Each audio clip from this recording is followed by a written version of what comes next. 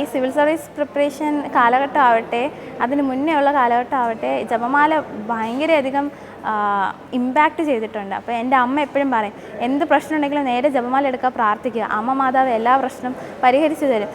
അമ്മ മാതാവ് ഈശോയുടെ മാധ്യസ്ഥം തേടി നിൻ്റെ എല്ലാ പ്രശ്നങ്ങൾക്കും പരിഹാരം കണ്ടുപിടിച്ച് തരുമെന്ന് എപ്പോഴും പറയാറുണ്ടായിരുന്നു. അതുകൊണ്ട് തന്നെ ഞാൻ എപ്പോഴും എനിക്കെന്ത് പ്രശ്നം ഉണ്ടായാലും ആദ്യമൊക്കെ ടെൻഷൻ അടിക്കും, ആദ്യമൊക്കെ ഇങ്ങനെ ദൈവത്തിൻ്റെ ചെറുതായിട്ട് പിണങ്ങിയൊക്കെ നിൽക്കാനൊക്കെ പോകും. പക്ഷെ എന്നാലും അവസാനം ഞാൻ അഭയം പ്രാപിക്കുക ബൈബിളിലും ജപമാല പ്രാർത്ഥനയിലും തന്നെയാണ്, കുർബാനയിലും ദിവ്യകാരുണ്യ ആരാധനയിലും തന്നെയാണ്.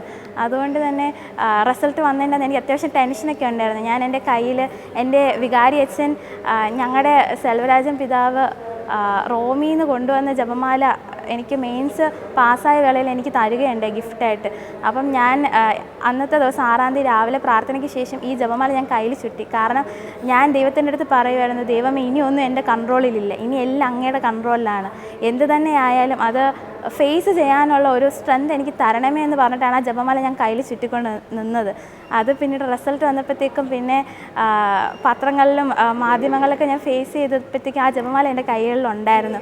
അത് അന്ന് രാത്രിയാണ് ഞാൻ ദൈവത്തിന് നന്ദി പറയുന്ന വേളയിലാണ് ഞാനത് മാറ്റി വെച്ചത്. കാരണം അത് റോബി എന്നുള്ള ജപമാലയാണല്ലോ. അതുകൊണ്ട് ഞാൻ വിചാരിച്ചു അത് ഞാൻ എൻ്റെ പ്രാർത്ഥന വേളയിൽ മാത്രം ഇനി അത് ഉപയോഗിക്കുമെന്ന്. എൻ്റെ കയ്യിൽ വേറെ ഒത്തിരി ജപമാലകളുണ്ട്, എനിക്കൊരു 4-5 ജപമാല തന്നെ എൻ്റെ കയ്യിലുണ്ട്. പിന്നെ അമ്മ മാതാവ് ഒത്തിരിയധികം നടത്തിയിട്ടുണ്ട്, ഞാൻ പലപ്പോഴും അടുത്തറിഞ്ഞിട്ടുണ്ട് അമ്മ മാതാവിൻ്റെ അനുഗ്രഹമൊക്കെ. അപ്പം ജപമാല പ്രാർത്ഥന ഏറ്റവും ശക്തിയേറിയ പ്രാർത്ഥന തന്നെയാണ്. അത് ഇനിയും എൻ്റെ ജീവിതത്തിൽ എൻ്റെ കൂടെ ഉണ്ടാവും, അത് ഞാൻ ഉറപ്പ് വരുത്തും. എന്ത് പ്രശ്നം ഉണ്ടായാലും ഇതുവരെ ഞാൻ അമ്മയുടെ അടുത്ത് ഓടിപ്പോയതുപോലെ ഇനി ഞാൻ അമ്മയുടെ അടുത്ത് തന്നെ ഓടിപ്പോകും. കാരണം അമ്മയും ഈശോ അല്ലാണ്ട് വേറെ ജീവിതത്തിൽ ഇല്ല. ഇനി വിശ്വാസം തന്നെയാണ് ഏറ്റവും വലിയ സ്വത്തും എന്ന് മനസ്സിലാക്കുന്ന ഒരു വ്യക്തിയാണ് ഞാൻ. അപ്പം ഈശോയ്ക്കും അമ്മ മാതാവിനും ഒത്തിരിയധികം നന്ദി.